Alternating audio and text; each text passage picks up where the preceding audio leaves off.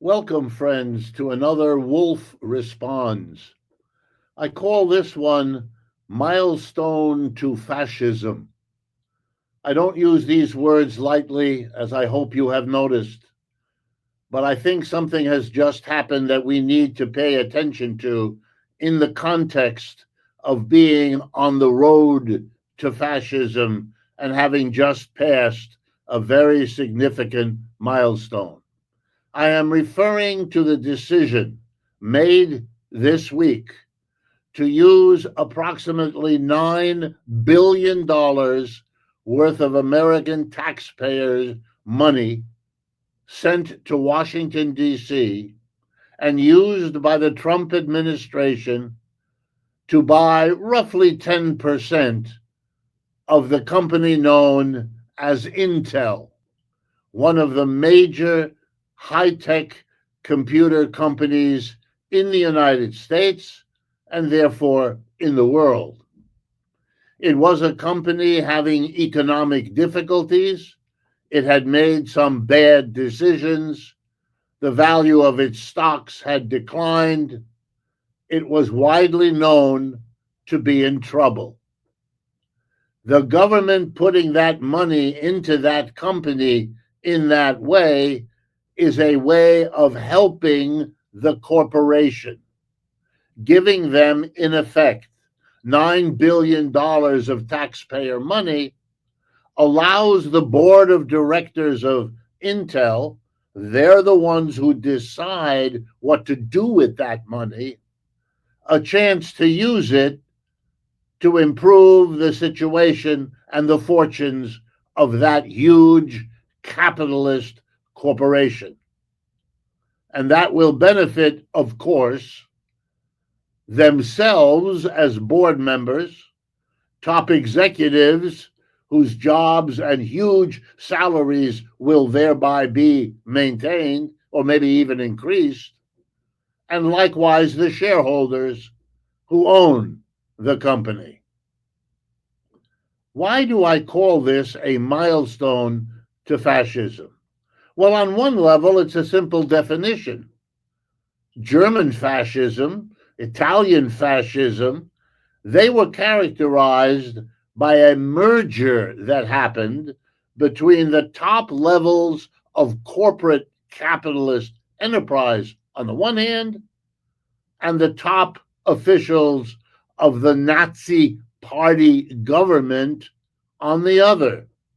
Once Hitler came to power in January of 1933, he proceeded quickly to bring these two together, to have government officials become members of boards of government, to use government boards of the corporations, to have government money help the corporations.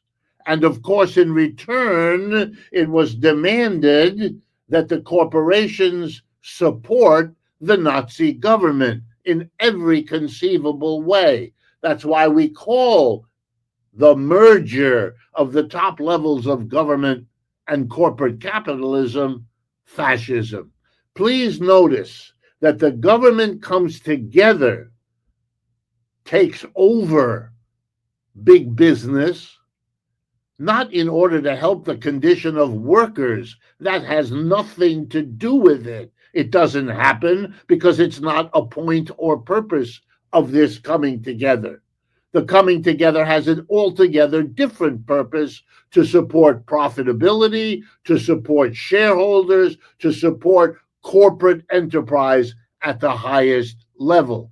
It's basically a government subsidy, but now it takes that new step.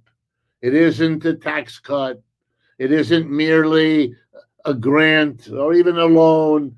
It's we're becoming, we the government, owners. If the government owns 10%, it is probably the largest shareholder Intel has. Now, let me show you where this leads. And of course, I know because I know where it has led in the past. If the workers at Intel, and there are many thousands of them, were to decide that they don't want this or that policy of the Intel Corporation, and they have a strike, for example, which they are perfectly legally entitled to do, they will be striking, excuse me, against the government, which is a major, if not the major, owner of Intel. Will Mr. Trump, if he's the president at the time of such a strike, will he call in the military the way he's calling the military in to Los Angeles or Washington or Chicago or New York, or at least threatening to do so? Will the striking workers confront the army? It has happened before in American history. Are we going down that road again? Let me give you yet another example. National security is often mentioned by Mr. Trump and his assistants as somehow justifying or requiring a move like this. Well, suppose working people object, as I'm sure they will. Maybe Mr. Trump will decide that national security requires changing the rules so that unions can't strike. Say, for example, when the government is part owner of an enterprise.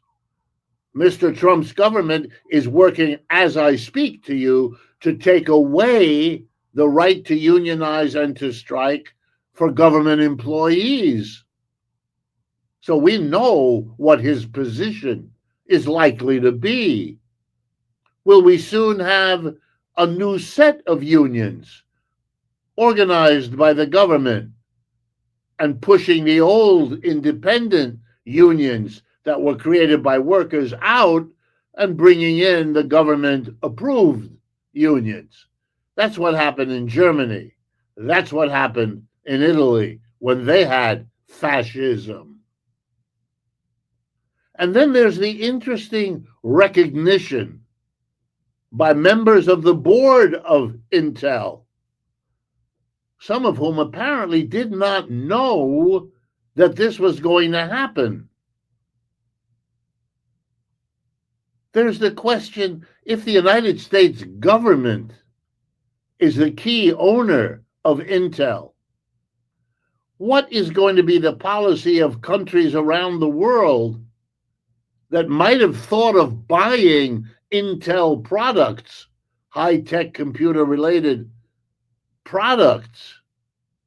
They're going to be now worried, with much more reason than we had with the Chinese, that they're buying governmental products that might contain spying equipment, that might be reflective of the government's interest, not just dealing with a private enterprise called Intel.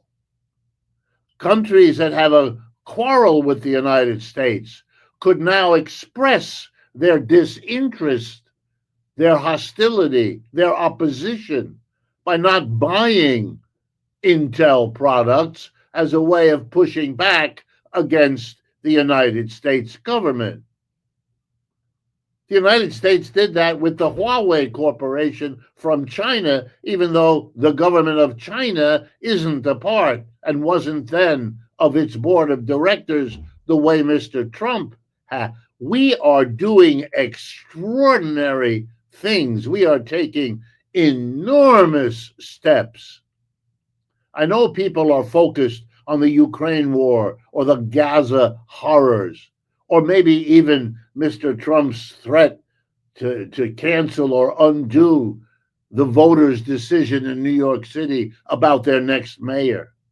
I know he's sending troops into American cities when there is no demand, no request, and no need, according to the mayors and chiefs of police of these cities, for any such thing.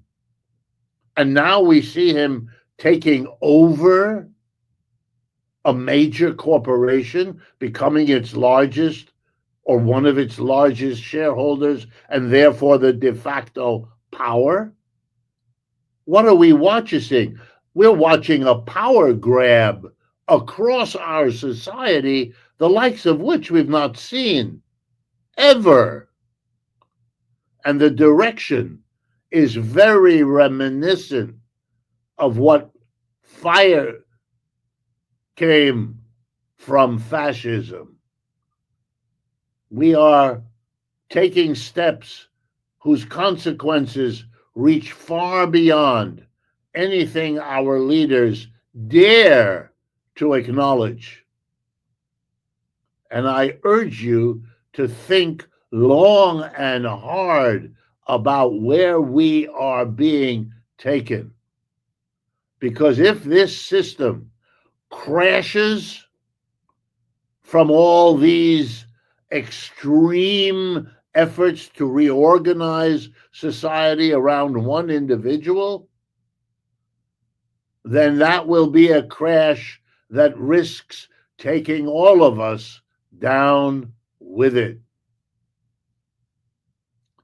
If interventions like these strike you as a useful part of the national conversation, please share this video with others. That's why we make them. And of course, if you can help us defray the costs of producing and disseminating videos like this, that will be enormously appreciated, and it will have an important social effect. Thank you.